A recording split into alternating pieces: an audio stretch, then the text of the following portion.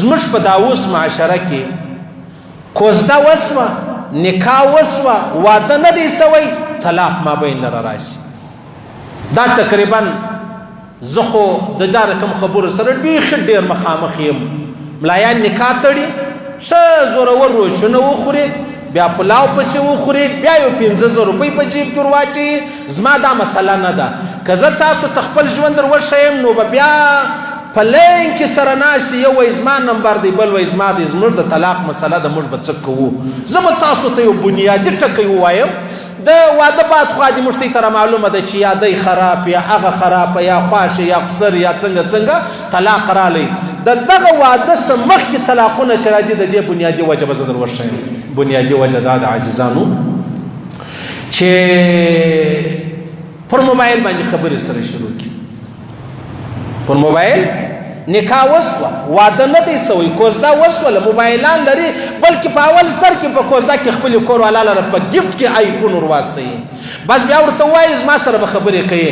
نارینه خو نه خبرېږي په دې خبرو، زنانې په خپل آپس کې خبرې قرار خبرې شروع شي. یوه ورځ، 2، 5، 10 خندا، بانډار، مجلس، بله ورځ پارک، بله ورځ شاپینګ سینټر، بله ورځ هوټل، بله ورځ سره خوابدي شي، بله ورځ چې شته نوبت را ورسېږي، نوبت دې ته را ورسېږي زه تا ته طلاق در کوم.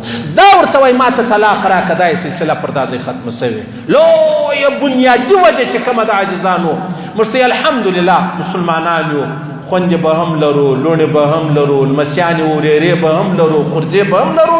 کله چې داسې ځای رالی کوزده وسوه، نکاح وسوه، که څه هم جایزه دي، ناجایزه نه دي، خو لیکن د جایزه معنا دا نه چې ته راولاړ شې دې کډې ته ځان واچوې. د دې جایزه په آخر پای کې انجام یې بیا ناجایزه دي.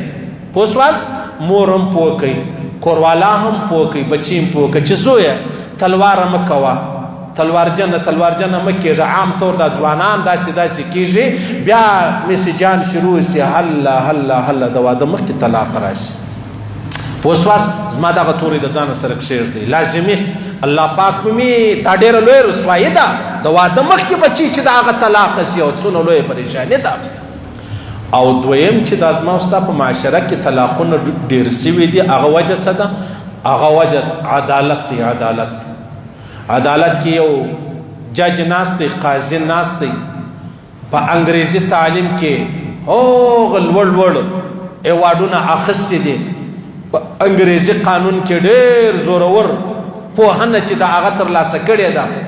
بیا یوه زنانه چې د هغه ورسي ورته ووایي چې زما د خاوند سره زما ژوند نه تېرېږي، چې ورله بس دی قرار هغه لره آل ورکړی یا نه ورکړی، حال چې ورواستئ هغه نه راځي، هغه وایي زما کور والا د خیر دی، قرار پر 2مه 3مه پیشي باندې عدالت و جج و قاضي را ولاړ شي، دې ښځې ته طلاق یا خلع چې د هغه ورکړي.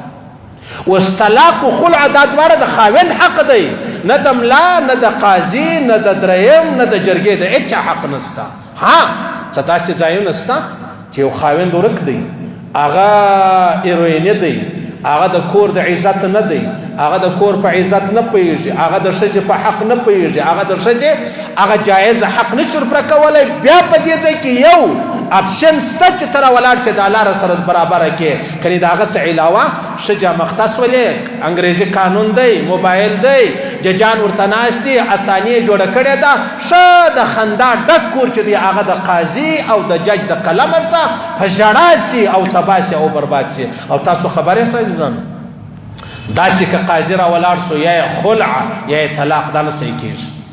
15,000 واره دا ښځه ولاړه قاضي و عدالت و جج لره، هغه طلاق ورکړي د خاوند پر ځای یا یې خلع ورواخیسته د خاوند پر ځای، دا نه صحیح کېږي. او که دا وایي زه ځم بل واده کوم، ما ته قاضي ویلي دي، ما ته مطلب هغه فیصله راسونه کړې ده، دا د قاضي کار نه دی. تا چې په اوله ورځ نکاح تړله د قرآن او د حدیث مطابق دې وتړله، طلاق نو بیا د انګریز او د جج په قانون نشي کولی. که تا اوله ورځ نکاح تړلې په جج او په قاضي ده، بیا تا ته حق دی، ته پوهېږې، قاضي پوهېږي، جج پوهېږي، عدالت پوهېږي. لویه ستړې چې زما او ستا کور راغلی د مسلمان قاضي دی، کلمه ګو قاضي دی، ایمانداره قاضي دی، هغه راولاړ شي، هغه دا فیصله کوي. ولې دی وایي یاره نوې زمانه ده، جدیده زمانه ده، پلاني قوم داسې وکړو، پلاني علاقې داسې وکړو، پلاني ملک و مملکت داسې وکړو، نو لهذا موږ تر هېچا وشاته نه یو. قرار د دې بچي د جذباتو فیصله هغه دی ناپیزه کړي، چې ناپیزه کړله بچي هم تباه کړله، او بیا څوک هم تباه کړله، بیا هغه کور هم تباه کوي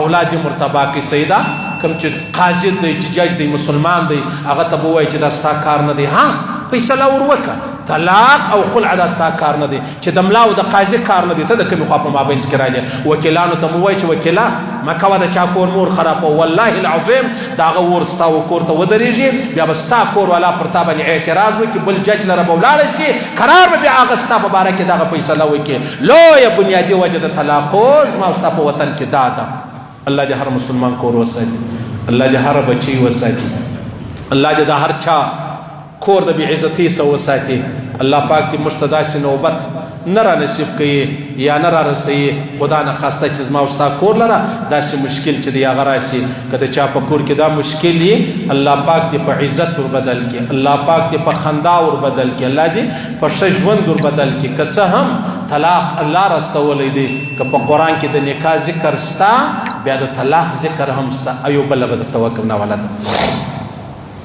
مولا شفالي تانوي صاحب څه چا پوښتنه وکړله ویلې ول ما خپل کور والا ته طلاق ورکوي خو په دا طلاق کې ما د توا بجې تی ویلې ده طلاق نو په توا سره راځي او ما تی ویلې ده پر ما طلاق یې نو دا څنګه د طلاق سوه که نه سوله تانوي صاحب ورته ویلې ول تا چې نکاح کوله تا نکاح ویلې وه که د نکاح ویلې وه هغه ول یا نکاح مې ویلې وه ول چې تا نکاح ویلې وه هغه صحیح سوه دلته د طلاق دې هم صحیح سو لوبې به نه کوې صحیح د ګپې به نه جوړوئ لږ ښه داسې په موبایل او په مجلس څه پوهېږي بیا راشي ملایانو ته خبره کښېږي صحیح سلو خیر الله دې موږ ته ټوله وساتي الله دې د هر چا کور وساتي د چا کور د داسې خبرو سره مخامخ دی الله دې هغه وساتي او چې څوک د چا عزت غواړي الله رب العزت و هغو ته عزت ورنصیب کړي